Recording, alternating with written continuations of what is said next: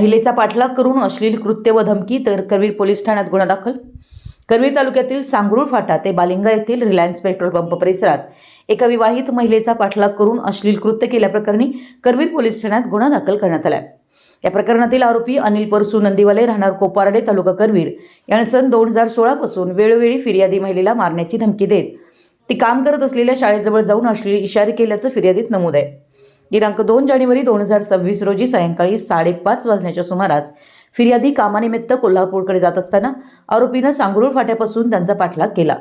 बालिंगा येथील Reliance petrol पंपासमोर आरोपीनं आपली दुचाकी फिर्यादीच्या वाहनास आडवी लावून त्यांना थांबवलं। यावेळी तू माझा फोन का ब्लॉक केला, माझा फोन का घेत नाहीस, माझ्याबरोबर लॉजवर चल, मला तुझ्याशी आत्ता शारीरिक संबंध ठेवायचे आहेत, असे अश्लील शब्द वापरून दबाव टाकला। फिर्यादीने नकार दिल्यानंतर आरोपीने अश्लील शिवीगाळ करत त्यांचा डावा हात धरून झोंबाझोंबी केली व फिर्यादीच्या मनास लज्जा उत्पन्न होईल असं कृत्य केलं। तसेच मी तुला सोडणार नाही, मी तुझी बदनामी करेन अशी धमकी दिल्याचं तक्रारीत नमूद आहे।